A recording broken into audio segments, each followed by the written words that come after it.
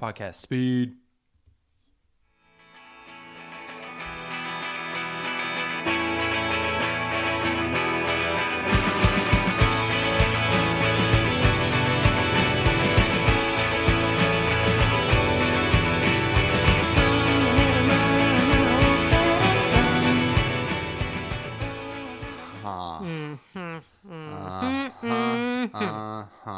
I knew that the drums were going to come in when they did. I mean, you could tell with that beginning. Jing, jigga, jigga, jing, jigga, jigga, ba, ba, ba, ba, ba. You are a drum expert. Classic sounds. Yeah. Welcome, everyone, to another episode of I Already Told You That. Sure as heck Ola have. You did not. Yeah. Never at all. Never.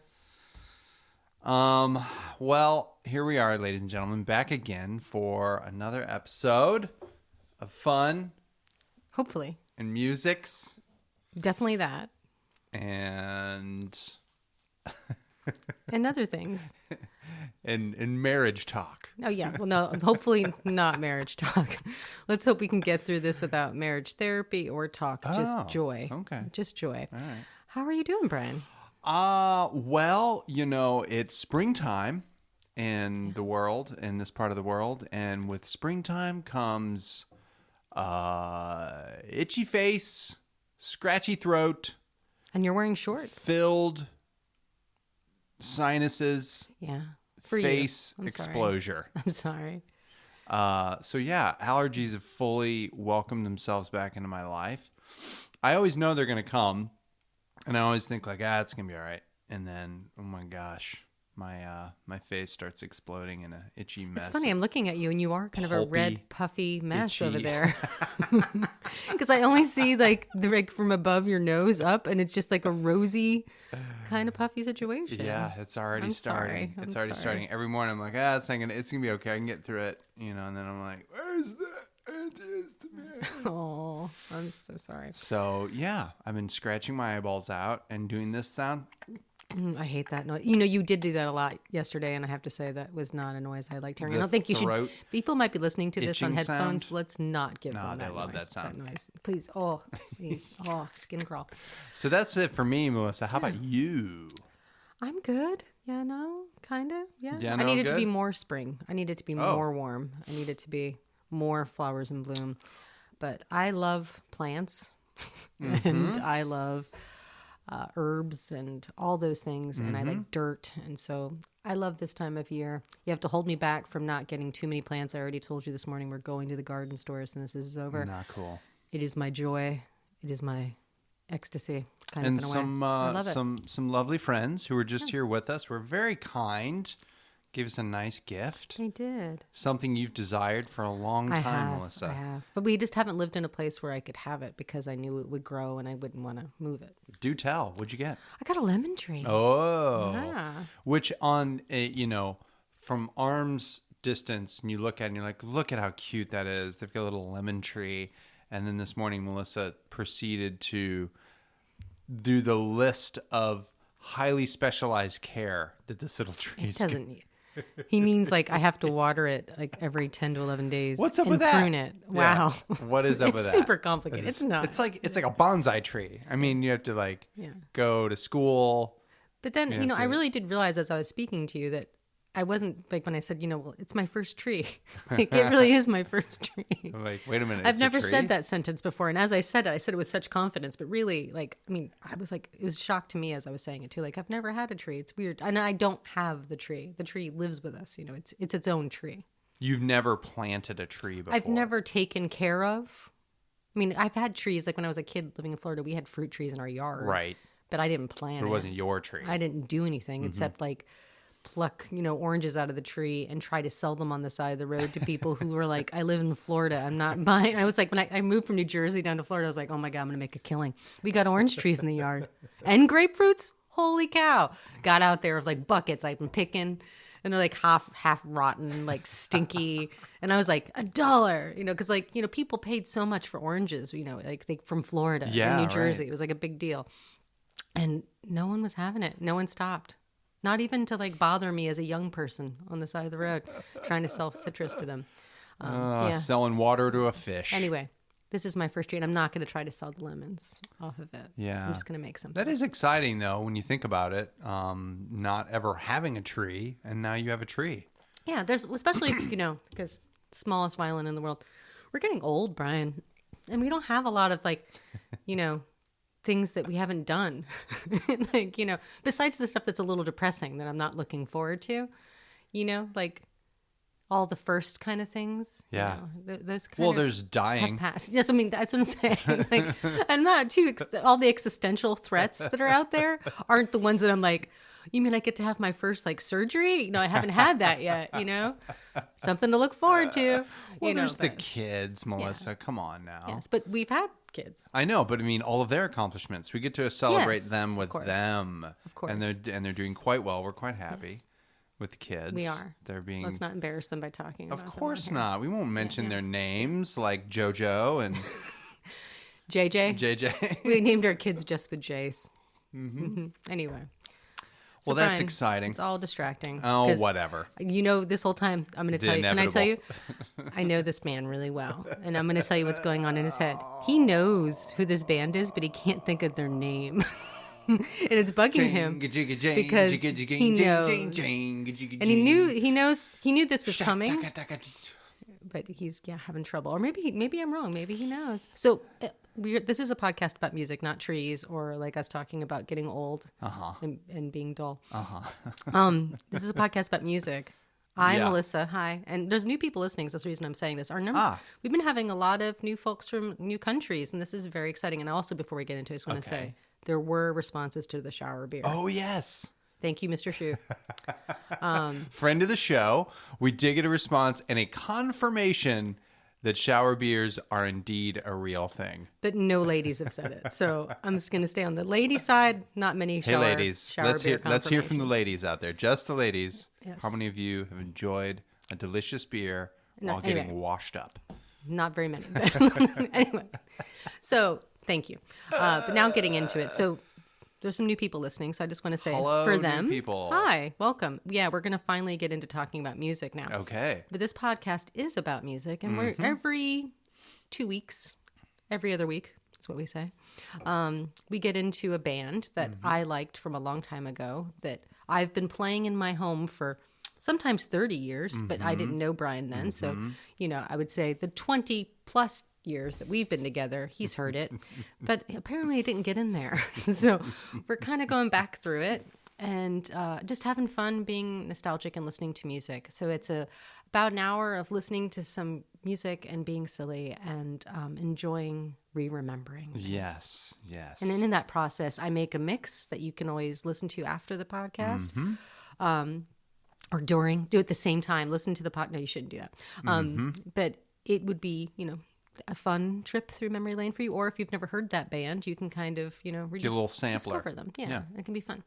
So Bryan, he doesn't know who we're going to talk about until he hears the music at the beginning of the podcast. Not at all. And I always forget that because she's like, "You ready to go?" I'm like, "Yeah, I'm ready to go." And then I hit record. And I'm like, "Oh, damn it." So I think I'm just going to waltz in here and just chit chat on the old microphone. I'm like, oh, fuck. Nope, not going to happen. So what was that, Bryan? This is jing, jing, jing, jing, jing, jing, jing, jing, ding, ding, ding. So that cadence, I think is I would say characteristic of the UK. Melissa. That's not a characteristic, but go on. Oh, I think so. UK music. And if I use my test-taking skills and I eliminate the choices that I know for sure are probably not right. Well, sometimes you even mention ones we've done. But anyway, that's what I was going to say. It's not the Sundays, because I know we did them already. It definitely doesn't sound like them. It's not Bjork. It's not the Pixies. So, oh my gosh, who could it be? I don't know, Melissa. Who is it? Just tell me. You really don't know? Is it Belinda Carlisle? You're kidding. Is it Jeff Rotal? Are you really kidding? It's been a while. Let me see here. And this, ladies and gentlemen, is why this podcast exists. I really can't believe it, because this is another one that I was like, not the Throwing Muses. This is another one that I was like, he's definitely gonna know. I am gonna know. I just don't know the name. Okay. Okay, I might help you at this point. We do want to get into actually talking about this band. Help me out. Lush. We're going to talk about Lush. Oh, I know Lush. And There was no gonna way I was gonna think of right at that. the beginning of this. No, I thought you really were actually. And I even let you hear her singing, and I thought, oh, for sure. Anyway, this is when I say to you, as fans of Lush, if you're listening to this, there's going to be some talk that might bother you. Oh. And I just want you to know that we are silly sometimes. So I very much love Lush. But I've tried many times to get my husband to enjoy this band. And I want him to be honest while he's listening to this music and feel unfiltered and be able to... Because sometimes when we do this podcast, I think you're nervous because there has been near marriage blow-ups that you all don't hear because we edit. Where like... I see the look in his face and it's kind of blank when I'm playing him something. And I'm just like, how did I marry you if you don't love what I love? And then I get really like sad and like freaked out and then like have an existential crisis. And it happened during the Depeche Mode episode, actually. Which, yeah, but no one knew. I really like Depeche Mode. And I know. That's what's so That's weird what's so about crazy. it. I know. But this one, I have to say, I'm going to try not to get my feelings hurt by you having some issues with, I know, sometimes it's the way they sound that bothers you a little bit. But we're going to get into listening to the work of Lush and hopefully showing you how great they are. Okay. I am a open book, my dear. I hope so. An open mind. I've got a growth mindset. Good. So we're going to talk about the band Lush. Okay. You're I'm right. ready. They are from the UK. Got it. Nailed it. What else is something else they might have in common with some other bands we've talked about? What is something they have in common with other bands? Let's see. Well, they play instruments. Oh my gosh. They were at their height in the 90s, I would say. Okay. There is more than one woman in the band. Yes. Okay, good. Got that one. There's four Is there a people in the ratio band. we're keeping up with? No. Okay. I was just hedging my bets. No, I'm just looking for one thing that you should know because we've talked about this omni person before. Oh, now there's a couple. No, there's... there's Omni. Who's Omni? Ivo, Watts, Rich, Russell. Russell. So 4AD artist. Bob. They were signed to 4AD Records. Okay. And that happens a lot because it was just how it happened that in the 90s, they were kind of killing it. And I liked a lot of bands that were on 4AD. You are a devoted 4AD fan. Yeah, pretty devoted. I mean, especially in you that can't time say period. you're not. I mean, you can't help it. You know, it was just good stuff, especially in this time period. So Lush formed in 1987. And originally, Bryan, we talked about another band that had some connection to this. There's going to be a lot of crossover. Surprise, surprise. Obviously, we're in the early 90s and we're talking about bands from the UK a lot of the time. And they're on the same label. Yeah, so it's going to happen. The only label you listen to. That's not the one I listen to. But Muriel Braham from the Pale Saints Okay. was originally the singer in Lush. Okay. But only in 1987. It wasn't called Lush yet, I don't think. It was called the Baby Machines. And the other members of the band were Mickey Barini.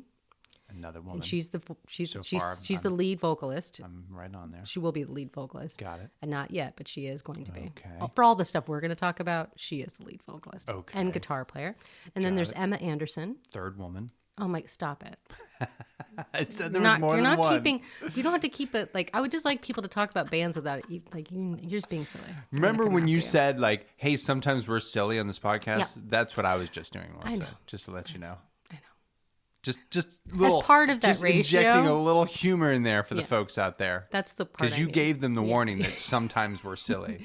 Sometimes. So I thought that gave me license to. No. Maybe, yeah. Okay. All right, I'm going to dial it back. Yeah. No, you can. You can be silly. Nope. Done. Just maybe not lady jokes. But anyway, Emma Anderson. She's the lead guitarist. The fourth woman? Oh my God. She plays guitar. She's the lead guitarist and vocalist. You're messing with me. And then Steve Rippin is bass. Okay. And then Chris Auckland is drums. Okay. Okay. So now we're going to get into the music. All right. So Emma and Mickey, they met in school. I think, I don't know when they would have met, but sometime when they were in school together. And they started a zine together, and they both were in other bands. Mm-hmm. And then at some point, they started to be in the Baby Machines together. And this is somewhere in the UK, yes. we presume. Yes. And then they formed a band all together with the people I told you. Yes. And they got signed to 4AD Records. Now, hold on one sec. Let me just Yes. get something straight here. So you said the woman from the Pale Saints was in Muriel. the band. Yes. So at the start. At the start, but she doesn't stay, like, I don't think, she's not on any of the recordings. So tell me again though. So Muriel, She was in the Pale Saints. Yes. but she was in this She band was in the first. beginning of the band. Yeah. Okay. And then she left to go join the Pale Saints. Gotcha. And we're not going to be necessarily You're covering not going to any hear song. her. Ah, okay. Yeah. All right. Because she wasn't on any of the recordings. So. Oh, Not okay. these recordings. So you're not Got gonna it. hear But there is some crossover there. yes. Okay. There is. Because remember, we talked about it before, and I was like, I never knew that. When we did the Pale Saints episode, I was like, I didn't know Go back, that. listen to the Pale Saints episode, everybody. But so what I've been wanting to do for a long time was cover this band. But when you get into the catalog of their music, it's confusing because there's a lot of mini EP, like mini albums. So their first release was a mini album. So it's 6 songs, not an EP, a mini album. Yeah, Isn't I'm that so confusing? confused about all those I things. know. So when I was a kid, when I started listening to Lush, the first thing I heard was this record called Gala, which was a compilation of all these first things I'm going to tell you about. Okay. Because when they released it to the U.S., that's how they released it. Sort of a best of all these little things. It was just like it was a way to give you a full-length album, because that's mostly what we bought, so it made sense. It was also for the Japanese markets they did that. But let's get into What it. the hell I know. is going on? That's not that interesting. So their first mini album was called Scar, and it was 6 tracks, and it was released in October of 1989. Okay. And John Fryer, who was also part of This Mortal Coil, he's Okay. the main person besides Ivo that did that, Okay. produced it. Okay. And they produced it at this studio called Blackwing Studios. Have you heard that before? Because you listen to a lot of Tape-Op magazine. I read it, and much like this music, I read it and I'm like, oh, that was nice, and immediately forget what I just read. Well, let's listen to the first song, and then I'm going to talk a little bit about that studio because I learned some things that I thought were interesting this All morning. Okay, ready? This is the song we started with. It's called Thought Forms, and I'm going to play you this, and then you're going to hear a different version of it once we get to the next thing.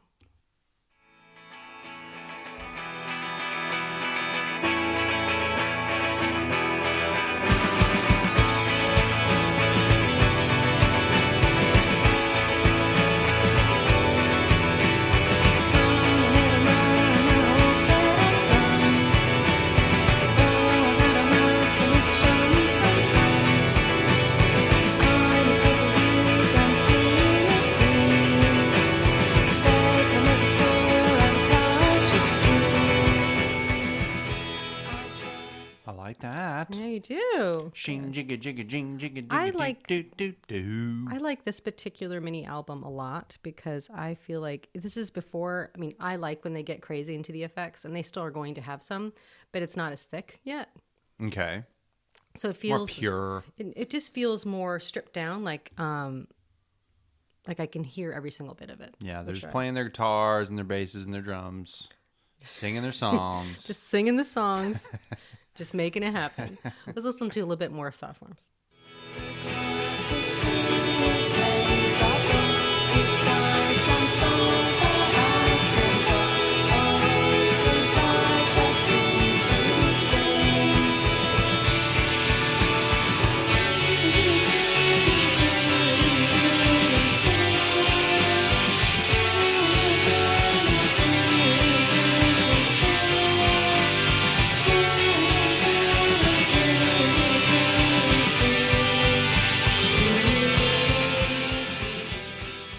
Yeah, nice. It's really good. Good. I'm glad you like it. I wanted to keep listening to it, and I you're know. winding me back. Well, the problem is, we can't listen to all of things. But so I want to say some That's things what the to you. mix is for. This is actually from Tape-Op, Brian. Oh my goodness It's a gracious! description of this at the beginning of the article, which I think you read. It came out a few years ago. I'm sure I did. It said, I remember the first time I heard Lush. Their sound was dreamy, frenetic, layered, and sounded unlike anything I had ever heard before. They were different, but had a strong pop sensibility. When I saw them live, I was impressed by their sheer joy, by the sheer joy emanating from the stage, both during and in between songs. The music had a mysterious air, but the band lacked pretense and clearly enjoyed having fun with each other and their fans.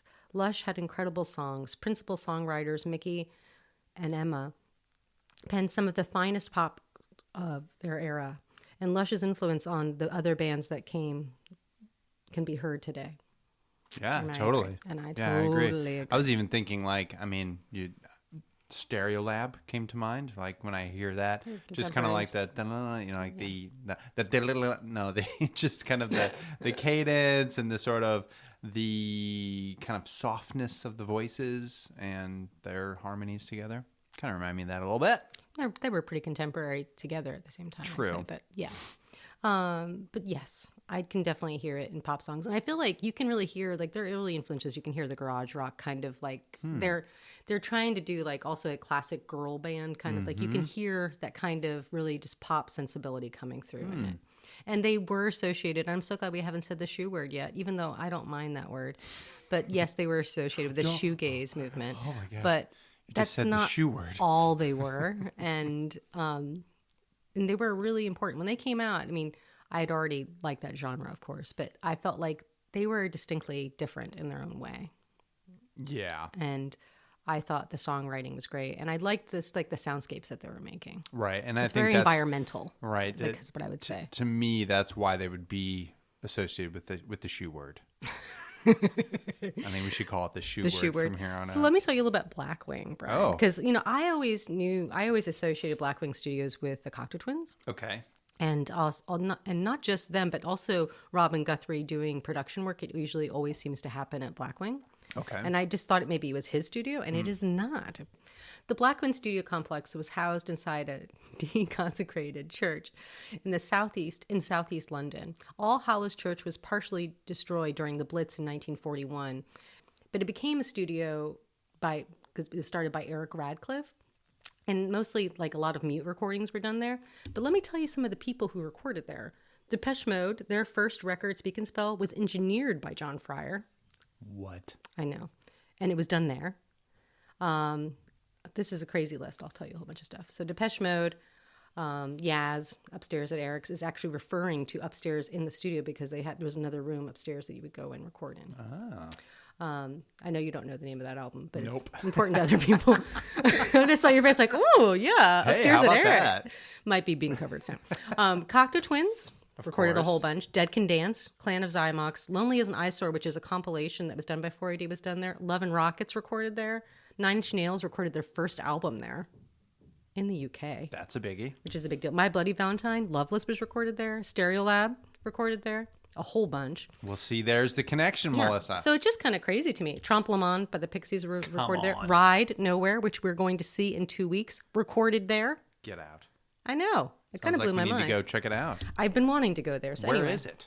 It's in London, It's you in say? northeast London. So yeah, we got to go make a trip. Maybe we'll talk about it when we come next time. So it looks like a church from the outside. Yes, it is. Yeah. Wow, that's so cool. anyway, I think that's pretty cool. That's super cool. And I thought you should know that. No one else probably cares, but Hey, I now. care. There's a few of us that care about where things are Of recorded. course. And for those of you, Well, there you and I go. think but they already knew it. I think bands obviously care where things are recorded. Otherwise, they wouldn't even bother to record there. You know, if they heard, but Clan of Zymox record there, I got to get over there. Got to get my butt over. Yeah. I just can't imagine just getting signed to 4AD, how exciting that would be. And then also you get to go record in this really historic studio. That's so badass. So much fun. Ivo, Yeah. if you're listening, Oh, no, he's not doing any of we're that available. anymore. He's not doing it anymore. So listen to another song. This is my first heart of the podcast, Brian. Oh, This song is called Scarlet.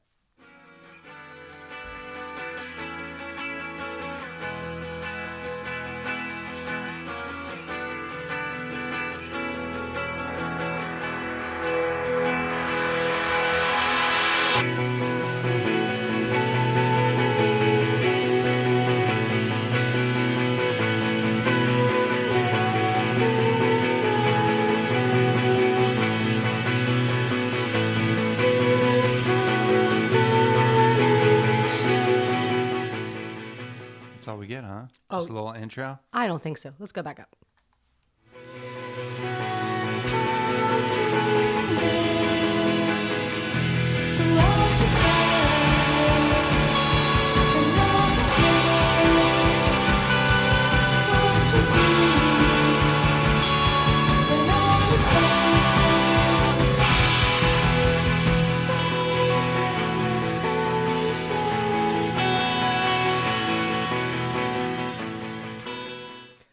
I love that song. But I do want to show you something, because we're going to get into the next EP. This is an EP, the first EP they make. It's called Mad Love, and it came out in February of 1990. And guess who produced this one? Ivo Watts Spankies? He doesn't produce things. It's Robin Guthrie. Ah. And if you don't remember who that is, he's the guitar player and principal songwriter for the Cocteau Twins. Ah, yes. And what do you think he's going to do? Throw some smack some like echoes and some like, you know, reverbs and some noisemakers in there. He's gonna, yeah. Twiddle the knobs. That's what he's gonna do. So you just heard that song. I'm trying to find another. I'm gonna find a comparison so you can hear it. No, not on this one. You'll hear it later. Later on, he redoes that same song. Okay. Like with a little bit of twinkle, you know, little sprinkle, not twinkle, a little bit of sprinkle of what he does, and you'll see what happens. But I'll play you a song from it, and you can kind of hear the difference. This song is called Deluxe.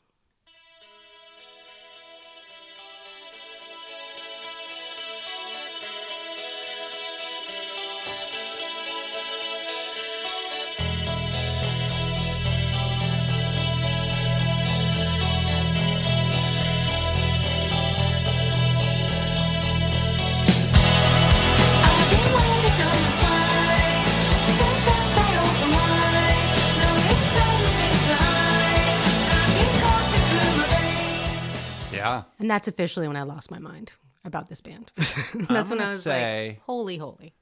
That might qualify for Stone Cold Classic. Oh, really? You like it? Because I know that one, Melissa.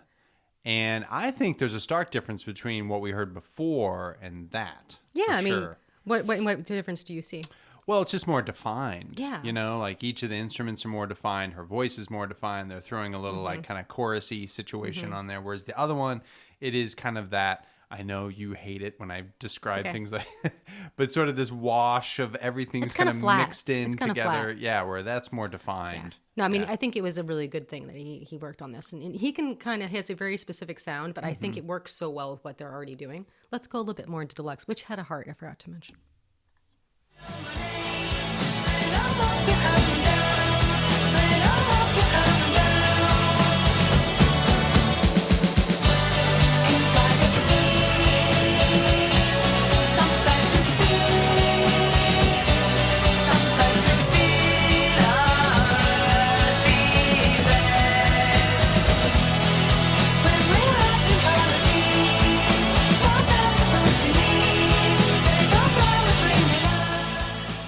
I would be pumped to see that song. Oh yeah, played live. Live, they're a really good live band, and if we ever get a chance to, we'll talk about that later. Okay. But I do want you to hear. You heard Thought Forms, which is how we started the podcast. Mm-hmm. Now I want you to hear it with a little bit of the Guthrie going on. Okay.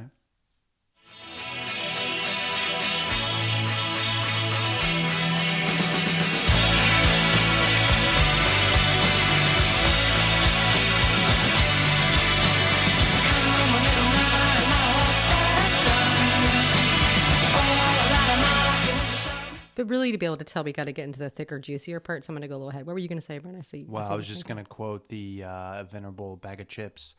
Much better. Okay, let's go up on Thought Forms.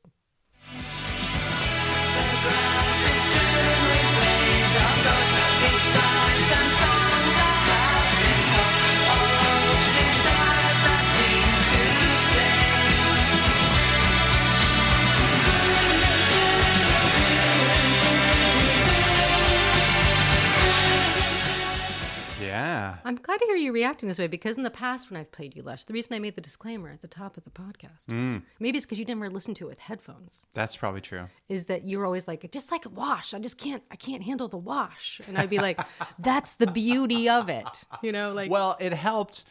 So you done did a good thing because you played the original track, which was good, but like, oh yeah, I like that, and then you play this, and like, oh, this is better, and it's nice to have the comparison. I'm glad. Well done there. Oh, good, Professor. I did something. I'm not a professor. I already told you that. Anyway, this song is called Downer, and I think it's interesting to me because this came out in 1990, and I hear.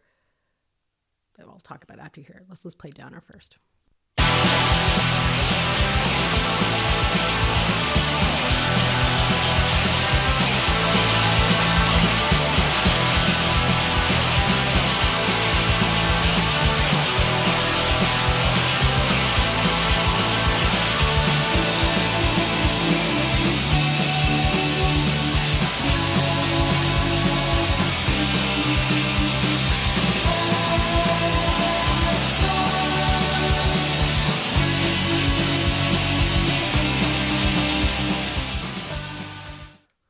what I was going to say about that, and I'm going to belch first, excuse me, is that this for me, like when we get back to our conversation, which the beginning, first podcast we ever did, pilot, was how I didn't really get that into grunge. Mm-hmm. So this is 1990. Mm-hmm. And what they're doing sounds so much more sophisticated and cool to me than that. Mm-hmm. So like it still has the fastness. It has like all that kind of going on. Mm-hmm. It just has a layer of something that's more interesting to me. That's all I'm saying. And I'm like, and I don't understand why they were not super duper just as popular and important as a lot of bands that unfortunately got a lot of praise in the US that weren't that great. That is interesting. I mean, I think it might might have have something to do with the ratios that we talked about at the beginning of the podcast. Oh, now that could be true. But the other thing it might have something to do with is what you talked about earlier, which was the review of, it wasn't a review, but you were describing that they were happy. They were enjoying themselves up on stage and were making pop music that was maybe perceived as happy, whereas grunge was like angry and they could also be brooding on stage because the sound, like when they start with, like, for instance, no, I'm not questioning their motivations. I'm just saying they could be the difference. They could be loud and intense too, and I think it could be very moody and awesome, but that's just mine. And the other thing that maybe I'm trying to think, like, so why am I always as pegging this for the wash? Because it is guitars going jang, jang, jang, jang, jang, jang, jang, and sometimes you don't have like a guitar lead, like a Emma. There is. I'll play some of that for you.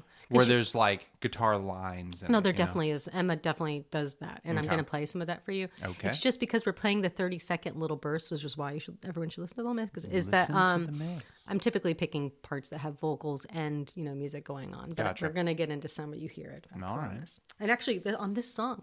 So let's listen to Sweetness and Light, which is the next EP that came out in October of 1990. There's ready for it? And I'm pretty sure this is the first single that they had with like a video.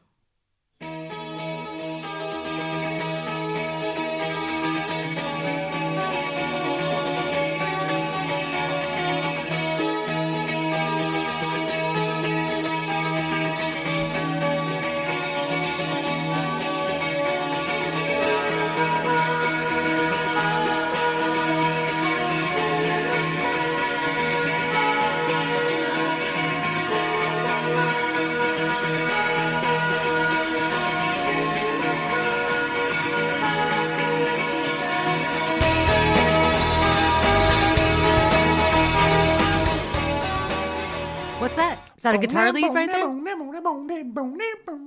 You asked. I gave you. Yeah, that was funky. Do we only reference like...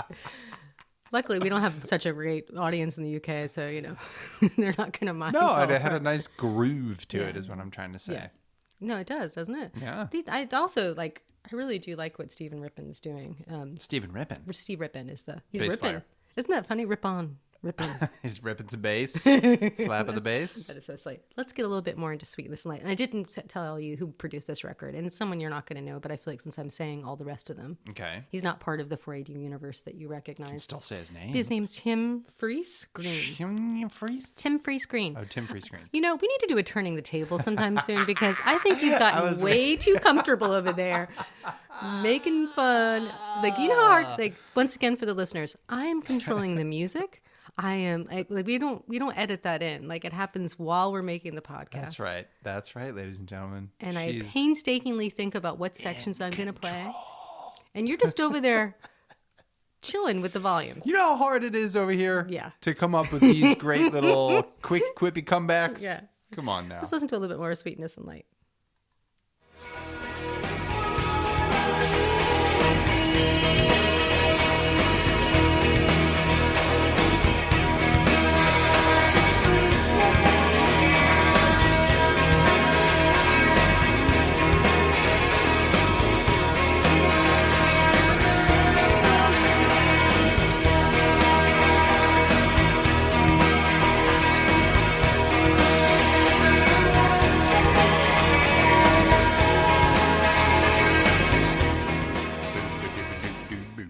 that song is going to get really noisy. And I feel like we already talked about, you haven't really gotten to hear just more instrumental things that are happening. So let's go up for a minute.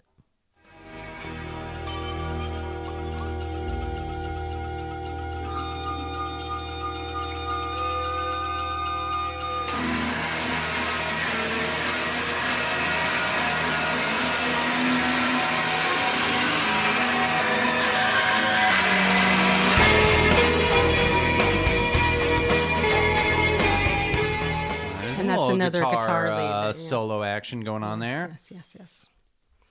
So there you go, Sweetness and Light. And live, like that sound. I mean, you have to imagine, like, you're very soon going to get to see Ride, who they toured the U.S. with Ride. Oh, nice. They're buddies. So maybe they'll be at the show. What? That'd be so cool. That would be super cool. I know. I'd be like, there they are. Go get them. No. Hey guys, we just did a podcast. Do you want to listen to it? No. Excuse me. No. Let's listen to another song from Sweetness and Light. This one is called Breeze.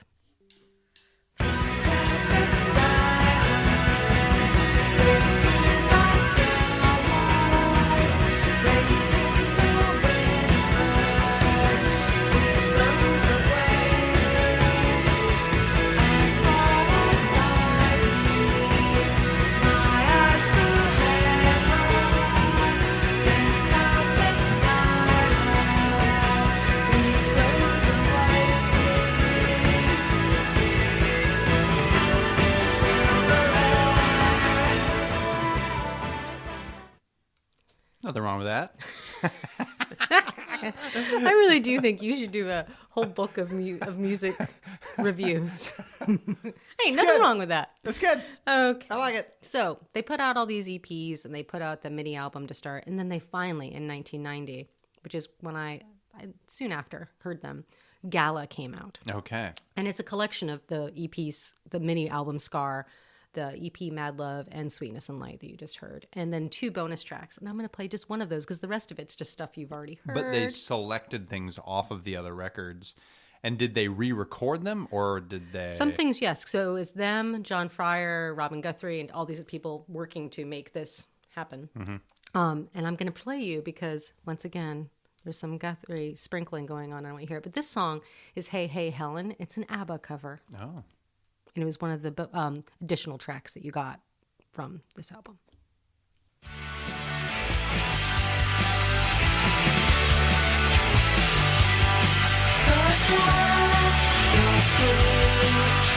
the way you want it to be.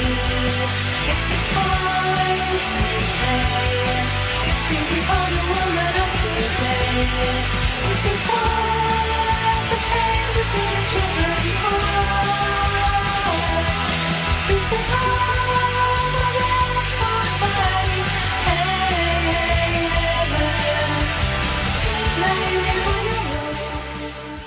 Lovely. Sweet. Bringing the pop sensibility to the already very, very poppy ABBA. Poppy. Beautiful. Beautiful. Oh my gosh. Beautiful. But on that record, there's another version of Scarlet, which is a song you heard very early on. It was my first part of the podcast. Okay. And we'll see if you recognize it, done by a little more Guthrieing.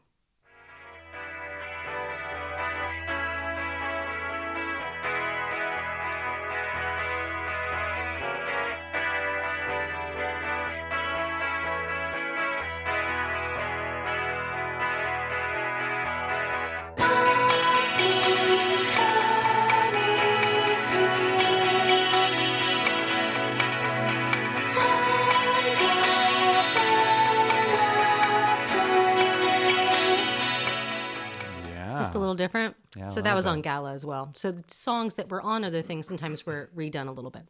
But it's on the mix, so definitely give it a listen. Yeah, that's nice. So I enjoyed Gala. But it didn't, it didn't do crazy in the U.S., but it did well. And is this one of these things where you're like, oh, it's on 4AD, I got to pick this up and watch it? They were heavily on 120 minutes. Ah, okay. So you would have to be sleeping under a rock to not see them on 120 minutes. And also, I don't want to get into like their looks too much, but Mickey was just stunning, and Emma as well. And not to like because people, the gays, but she has this crazy. No, wait a second. Hold on. I just now, don't you like- just said the gays, and Well, it just the sounded male like you're ga- talking the about gays, like the gays. No. homosexuals, and what you I meant the mean male is gays. the male It's gays. the male gays. You're such a What? goof. I know. I don't. The gays, they're always with the coming to the shows and Oh the my looking. gosh. No, I meant the male gaze.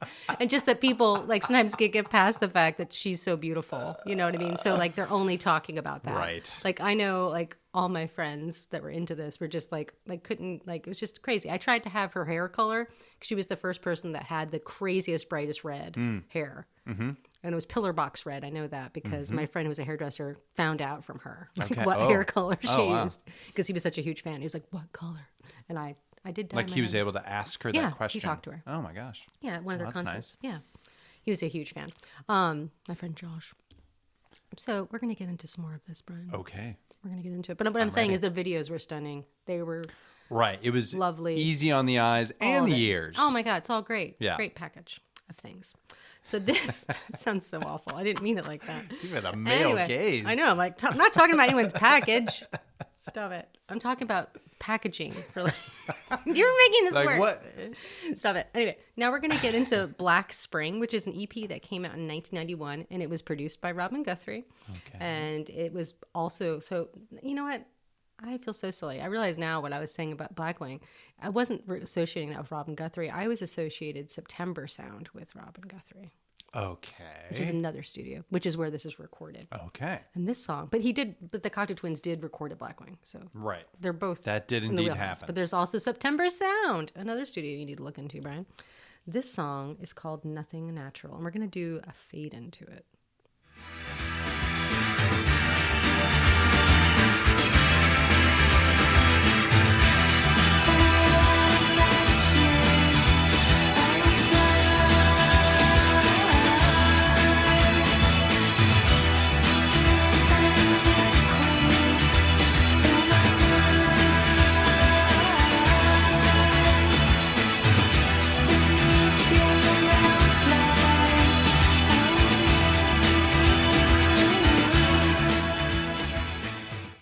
And I only said the fade in thing because if someone hasn't heard the song, I'd want them to know that it doesn't just start like that. Right. So, out of respect for the artist, I think it's important to mention.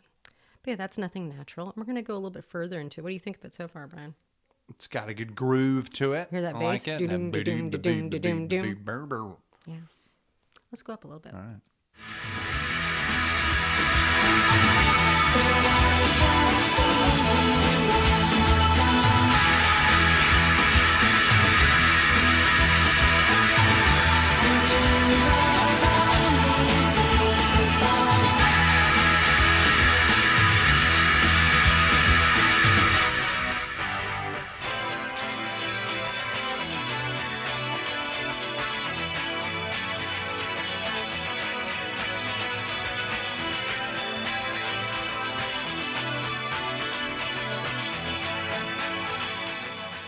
That'd be like a good driving song or like Yeah. a running song.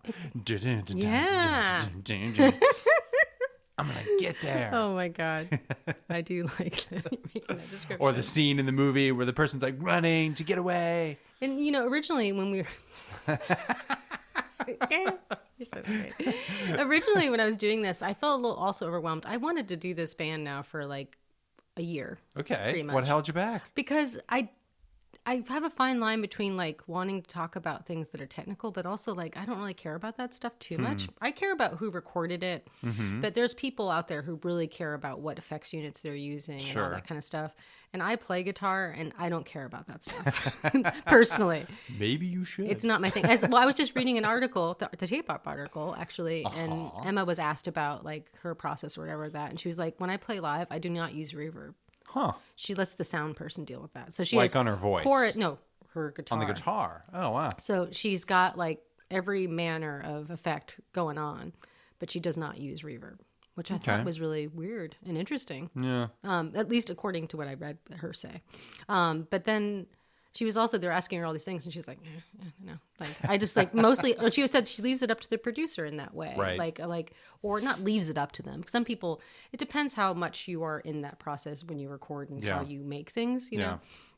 But I do think, of course, they had a sound, and they had back in the day they had tons of pedals, and they had racks and all that kind of stuff. Yeah.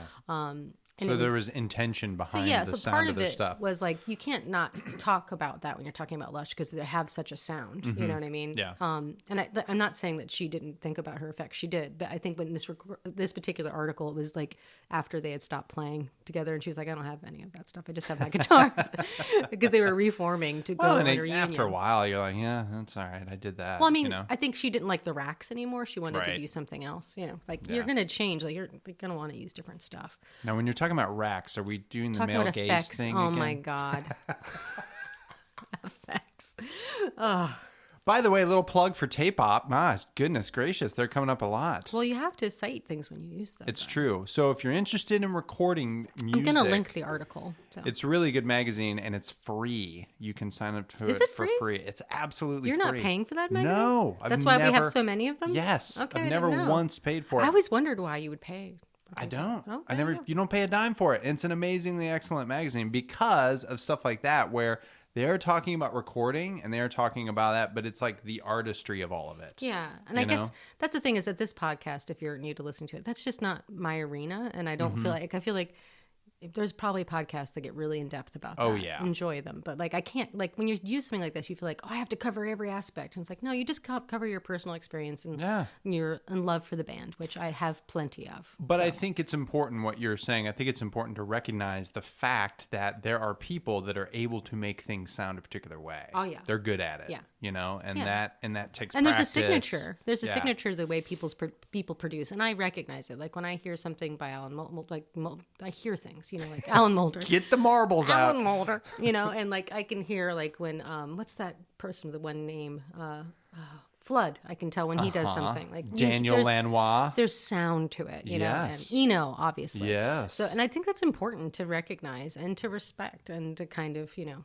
Well, and things like a particular And studio. you go to somebody for that sound, you know, Yeah, as we've they- talked about before. If you want, you know, the Steve Albini sound, you go there for it. Yeah. And then when people say that sounds like it's Yeah. supposed to. Right, So, because anyway. their space is also like an instrument, But Melissa. that being said, there was some like some critics were like getting tired of the Guthrie touch too. But not me. I don't have Not it. me. And not yet. It's going to happen a little bit. We're not there yet. Sorry. Okay. I didn't mean to get ahead of myself. So listen to Please. the last song I'm going to play from this EP from Black Spring that came out in 91. This one is called Monochrome.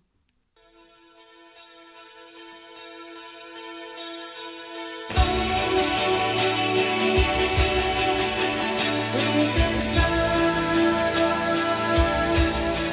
what's going on?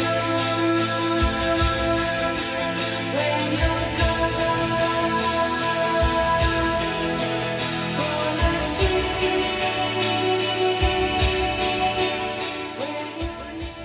So who was producing this one, Brian? Do you remember? Flood? No. Just seeing if you can tell by the sound. Because we just talked about it. Robin Guthrie? Yes. Correct answer. Good job. Good job. Thank you. So then they came out with the For Love EP that came out in 1991. There's going to be some cool crossover that happens in this part, Brian. I'm The excited. Magic 91. Yes, my favorite year of music. So For Love is the first song I'm going to play for you.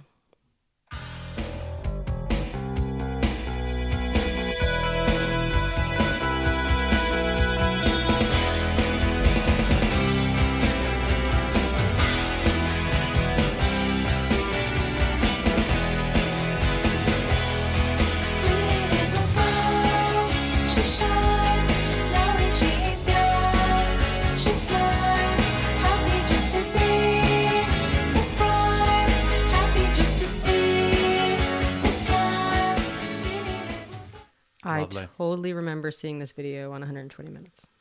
We're going to go up a little bit more on For Love. Doesn't recognize the lies pouring from her lips. She sighs. This is so wrong. It's what I feel. I look in your eyes and lose myself. Silly little girl denies ever understanding why. La la la la la. Yes. Nice. La la. And do you hear Emma singing as well in the background? She's just kind of going. Doing some backgrounds. Is that what she's doing? I think she's doing a little more than that, but yeah. Is she saying the same words, or is she doing like Depends. a melody Sometimes, background most of the thingy? time it's melody, but yes, that does happen as well. Yeah. And they both write the songs, and you can, if you, back in the day when I was listening to them all the time, I feel like I could tell who wrote what songs, like, because they had like more of a signature to them. But there's only one time that Emma ever sings lead vocal, and it's on this EP, and I put it on the mix, and it's the song called Astronaut. Okay. So, Check that one out. yes. But this song that I'm going to play for you next, Bryan, is a crossover between other things we've talked about.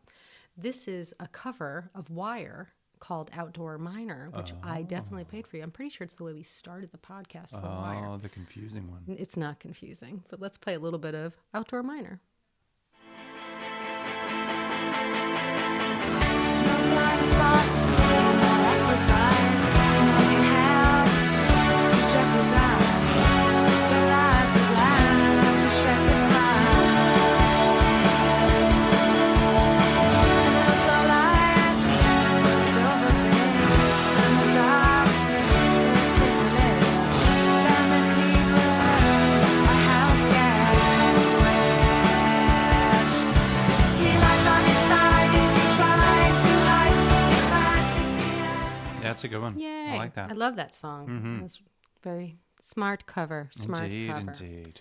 So it's been a lot of EPs and only one full-length album. And that album was just a collection of EPs. So this is the first time in 1992 that they have a full album Okay. that was not EPs that they recorded. And it is done with Robin Guthrie at September Sound again. Okay. And I'd like you to hear some of it. And the album was called Spooky. Did I say that? No. I'm sorry for not saying it. And it's spooky. I also failed to mention when I was talking about packaging, I meant the artwork. It's beautiful. It's very, very beautiful. Oh. And I'm I gonna. see. I'll put some images linked in the show notes. on the stuff. I'm a huge fan of the graphics that were used by Envelope 23 on this particular set of records. It's beautiful. What is Envelope 23? It's the design company for 4AD Records when they put out Von okay. Oliver, Von who recently Oliver, died a right, few years right, ago. right. He was the head of the design there, and they, did beautiful, beautiful work. And it's great stuff. And this Lush, is the you might height. say. It's very lush, and it's probably the height of my interest in that, pretty much. And the Rouse Painter stuff that they did is beautiful. So let's listen to a song off Spooky. This song is called Stray.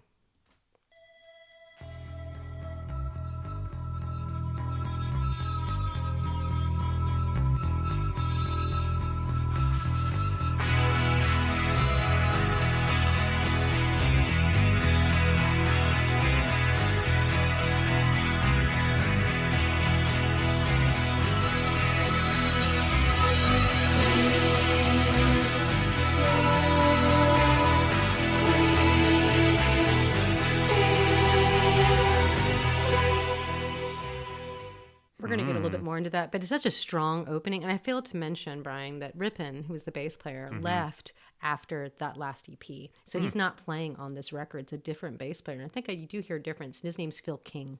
Okay. So I think it's a marked difference in the way that he's playing. It's just this record in particular, the way that starts. And when they toured, they would start with this song. Nice. And it's really powerful and just kind of just imagine how you're going to hear a little bit more into the song. I'm digressing a little, but it's just really powerful. And it's hard because you can't put into words what that feels like when you see it live. But trust me, it was great. So let's play a little bit more of Stray.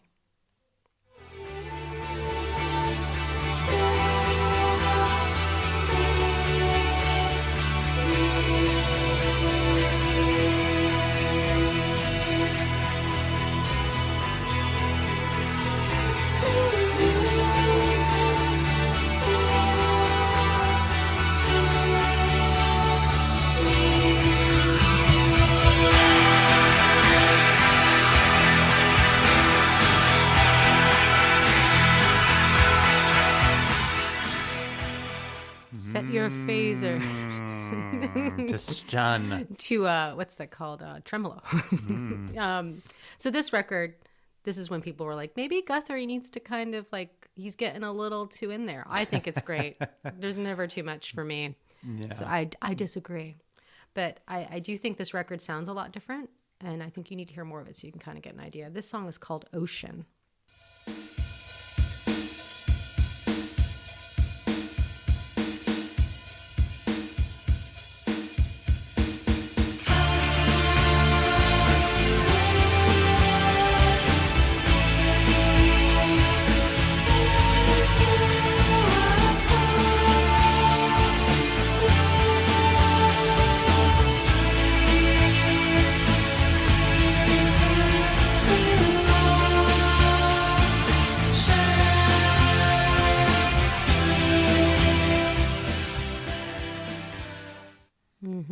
Where are you at in your Lush journey, Bryan?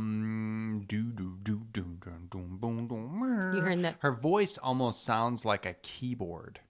You know, like, Which is interesting you say that, because she also said in the K-pop interview, when she, back in the day when Mickey was writing songs, she would use the keyboard sometimes. I mean, you know, like you could do those kinds of like soft sounds on a keyboard. I do know also from reading a lot, they were the most insecure about their voices.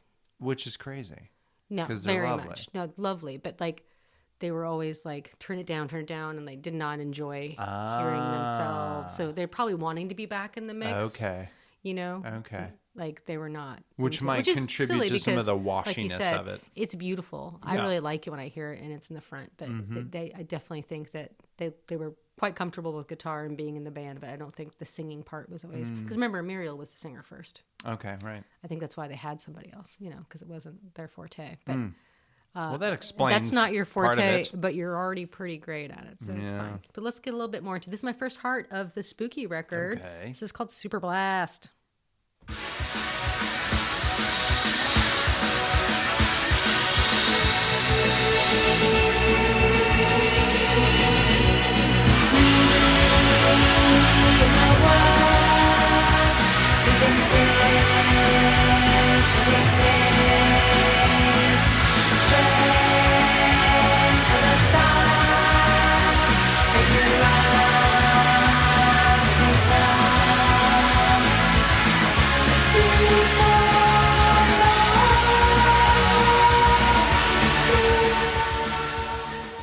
I mean, that does kind of explain things a little bit because that was like... That one I could hear her, though. Yeah, but it's still like right there. Like their voice is like right there in the same kind of frequency that the guitar is in. Yeah. So you've got a lot of this like, hey, right in there. And then a little bit of do, and then a lot of tick, tick, tick. But can we just get it? Like, I hear you completely, but also that song. Like, I love that it's called Super Blast because it is a super blast. Yeah.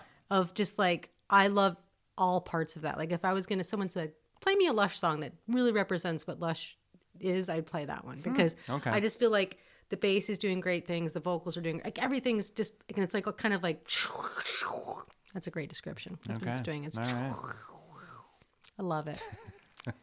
There's not enough hearts for that one, but this next one also. I shouldn't say that because I got two hearts next to this one. This is Untogether. I love this song so much. Okay.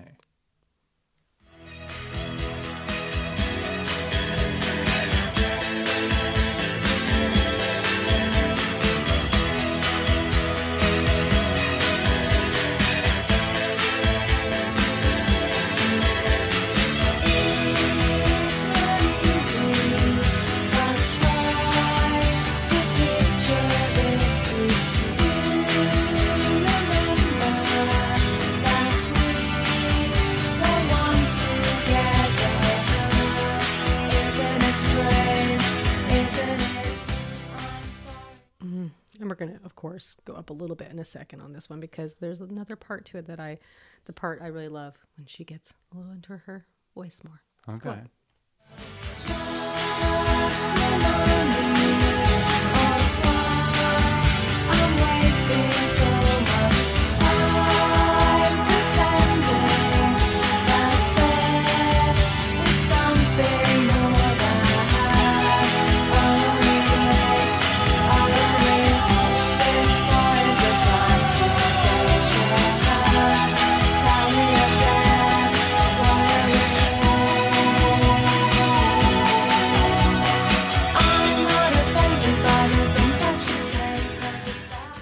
I like that one because you can really hear her voice, and you can Yes, really you hear can. Emma going off in the background, and it's beautiful. The that really high, oh, beautiful, beautiful, beautiful. It is lovely.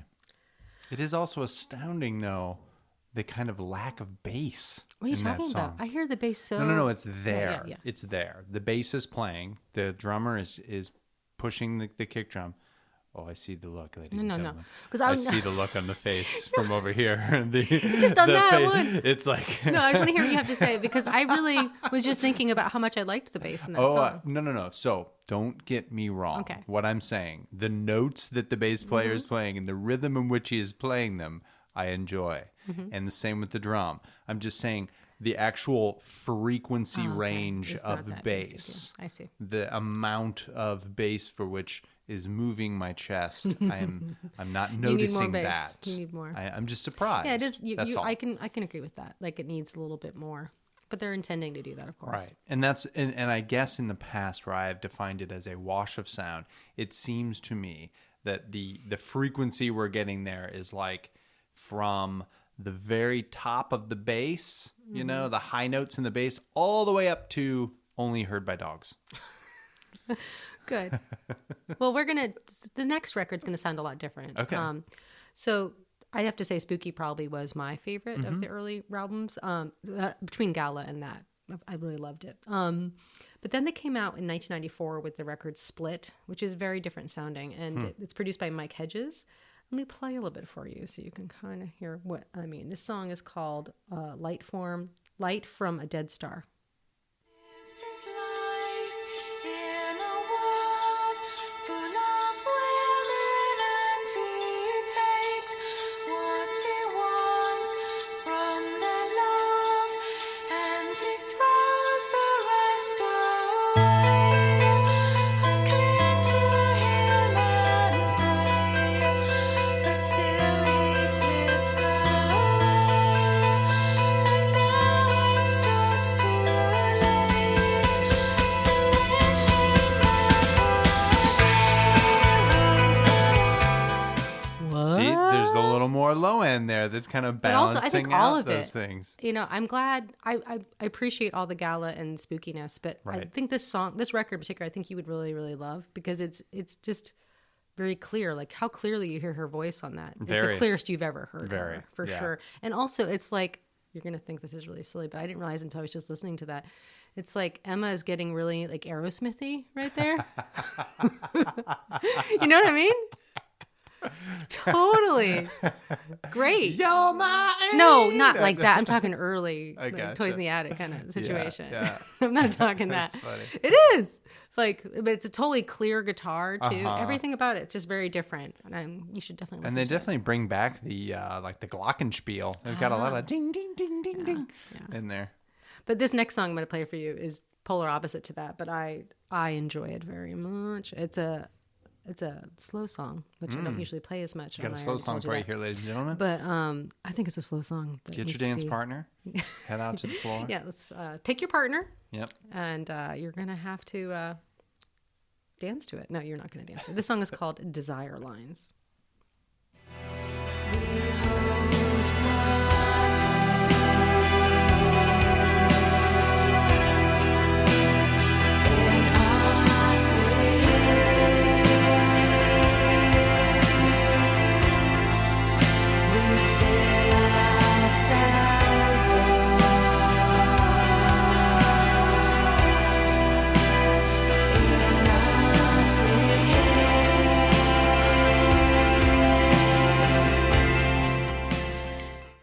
Sometimes I do think about that. Like I was thinking about it earlier. Like What? I wonder if this was ever played at like a dance.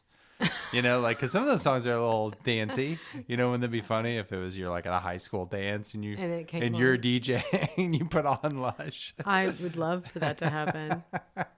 This could be a career for you, Melissa. What- High school dance They're gonna DJ. I would not be a good one because they would be like, what is she playing? This is not Have you ever Olivia done Rodrigo. that? Have you ever actually done that? I know DJ? you did it on our I wedding. DJ'd our wedding. Yeah. Right, but you put together CDs. I'm saying where you're standing on a stage, you're operating the equipment, and there's people dancing out in front of you. No, I didn't. I think it's probably because I had a boyfriend for a long time that did that. Ah, you did, So didn't I you? probably would have probably would have liked doing it, but I Yeah, never. I think you would like doing it. Oh, well, there you go, Brian. Here's my. Maybe this is a thing. I don't know. That's not a thing anymore. Be a DJ. Be a DJ. No, Paris Hilton does it. Why the hell can't I? Exactly. But, yeah. Anyway, no, I'm not doing it. No one wants to hear me. But this song, I want to. Wait a minute. They don't want to hear you. Then why are they listening to this podcast? Come on now. By now, they're already not. Like, Don't be we're a so little bit far into it. self-deprecating. So You're anyway, doing great. So I want to hear a little bit more of Desire Lines. And this song I know is a little bit of a dirge, but that's why I love it. Okay. It's just miserable. It's like a miserably sad Can't wait. song. Like, and it's beautiful. Like sometimes you need like a really sad like dirge. Of course. This song is probably the longest Lush song. It's 7 minutes and 40 seconds. Goodness. and it is gut-wrenching. But I want to go a little bit more into what's happening in it later on. So Desire Lines. Be sad with me, Bryan. Okay.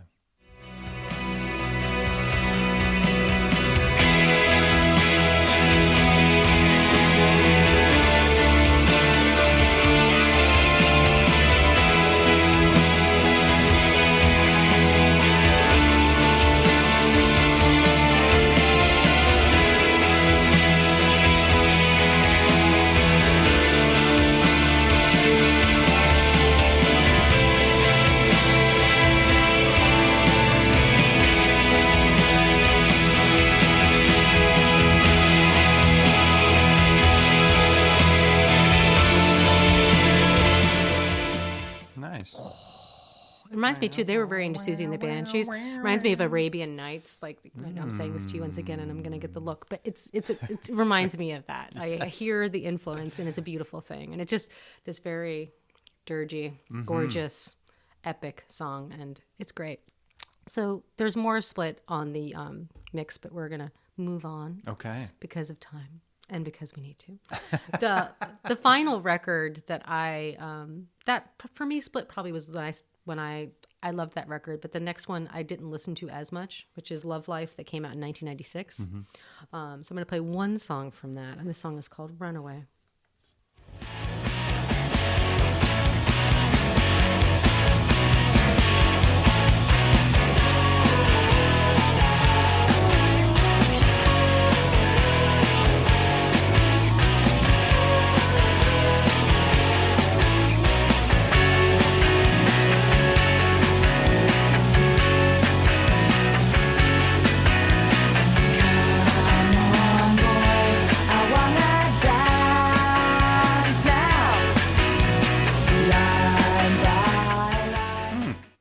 That's cool. Yeah, you hear a I like difference in that. that one as well. Yeah, I mean, she's actually singing words that are not like buried deep. Yeah, and they had a single off this song. I'm not playing it. It's called Lady Killers. It was a pretty big alternative hit on this record in particular. Okay. So it did well. But sadly, in 1996, their drummer took his own life. Oh no. Chris Auckland, he killed himself. Goodness. And so they stopped for a long time. Yeah. Because... yeah. Understandable. Yeah, and they did reunite in 2015, and people got really excited, and they got another drummer. I think the person from Elastica, Justin, joined. And I'm hoping that they still might tour again. So now that we're over here in Europe, we might get to see them. But yeah, it was kind of an abrupt end to such a great band, Yeah. you know. But I also respect, you know, and not telling other people what they should do. But I think it's, you know. It's good to grieve people, you know, and to take time and to do what you need to do. And respect the fact that you are a member of the band that helped you make the sound that you have is gone. It's important, yeah. So anyway, that's very sad. But It is. I do, like I said, they have reunited. They played several dates in 2015. I think they even they recorded new material that was like on a compilation. I have one of those songs on the mix, and this song I'm going to play at the end, Bryan. But first, we're going to talk before I get into that. Let's talk. Because I want to know what you think of Lush. I really like it. I mean, a lot of those songs I do remember hearing, but like from the early mini albums and things like that. Like those songs are great, you know. I don't know why I was so particular about the washiness.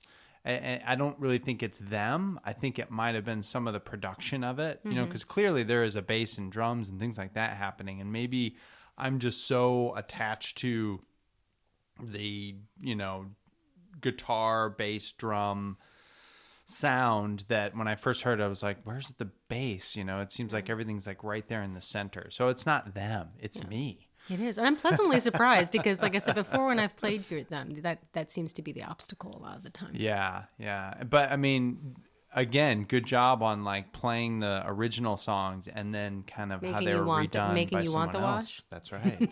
That's right. Well, but with somebody who kind of knew how to handle it a little more. You know, when the Robin Guthrie Are you telling guy. John Fryer that he didn't know how to handle it? I think he knew how to handle it. It was just a different sound. It was a different Just sound, right? yeah. It was a different sound. You know, some people like this, some people don't. But I don't say that I don't. I do like Lush. Okay, good. So Well, then my mission complete. accomplished. But the song we're going to go out on is a song I love. It's called I Have the Moon. And it was on the, I've talked about this before, but Greg Araki is a filmmaker. And he had Doom Generation is his most popular movie that most people know. But this movie was called Nowhere. He's a Los Angeles director. His movies are very LA. And they're always totally fucked up. Which is the name of his first movie. Totally fucked up. And the soundtracks are amazing. And you can't find them. So if you ever see one, buy it. They're great, great soundtracks. But this came out in 1996, and I love it. And it's called I Have the Moon. And that's how we're going to go out. Awesome. Yeah. Well, good job there, Professor. I already told you that. Good apps. Thanks for listening, everybody. Yes. And if you still want to talk to Bryan about a shower beer and our email. That's right, guys. Our email is, I already told you that, @gmail.com. You can hit us on the Facebooks, on the Instagrams, even on the Twitters. Oh, yeah. I Even though we don't ever look at that. We're kind of bad about that. And even we should. But yeah, thanks, everybody. As always, your listening is fun for us. Yes. We and like go seeing buy the some numbers. records. Go buy some gosh darn Buy records. some Lush records. Yeah. All right. So we're going out on which one? I Have the Moon. I Have the Moon. See you next time, everybody. Bye.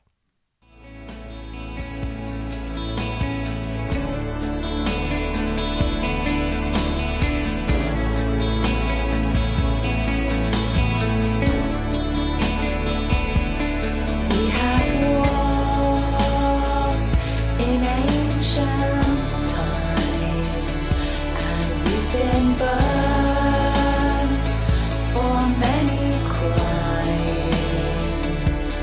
We have ended many lives, but we never